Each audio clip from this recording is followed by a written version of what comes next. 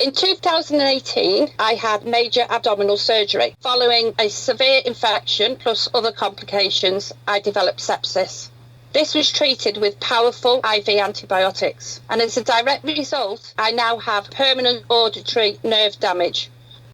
I'm Julie, a mental health nurse working in primary care for Cheshire and Wirral Partnership. The main aspects of my role are processing referrals, placing people on the correct care pathway, and undertaking assessments and brief interventions within GP practices.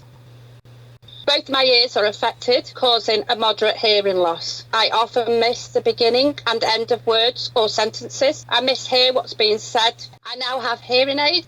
There are some aspects of communication I still struggle with. Talking on a telephone is very difficult. I have to place the phone onto the input microphone on the hearing aids. Interference causes them to whistle. Also, having to move the phone back to my mouth constantly means I have to readjust positioning of the phone. Having to strain to hear often causes me headaches and anxiety, especially in the workplace, in case I mishear something important.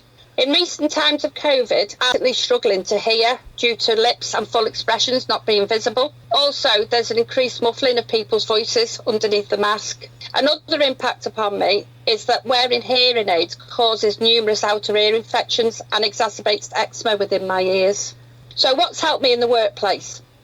The Disability Network can share tips and advice and things. The more you're confident in yourself, and I think the more you're informed, it's an easier transition for other people. For instance, we've written a guide on reasonable adjustments. You're not alone, that you're part of that network and its support.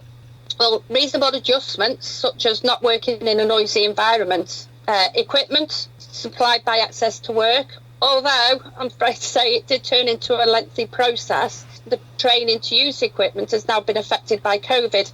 Another reasonable adjustment has been for all communication to take place via video link, so I can read expressions and mouth movements. It means then I don't have to use the telephone for long periods, as concentrating on this whilst having the sound distorted due to being on speakerphone has also helped, as the intense concentration causes me headaches and heightened anxiety. Losing my hearing has, later in life, like this, has taken some adjusting to me and those who knew me before the hearing loss. But ensuring I get the right reasonable adjustments at work in a person-centred way, because what I would need in my hearing loss isn't always what somebody else might need. I think it's about having that bit of resilience of adapting to a major change in your life from a serious infection. Anybody who has a hearing loss would struggle, but then when you're used to hearing, try not to get frustrated with myself. I think I just tend to use my sense of humour, mainly laughing at myself when I mishear, and accepting that maybe other people need a bit longer to adjust as well, and, clearly explaining what I need. I suppose overall, I've just got to remain positive, make allowance for others, and adapt to what I'm facing now. And I think to also just add right on the very end, there also are some benefits. Hearing aid, I can turn them off if I don't want to listen, but shh, don't tell me brother that one.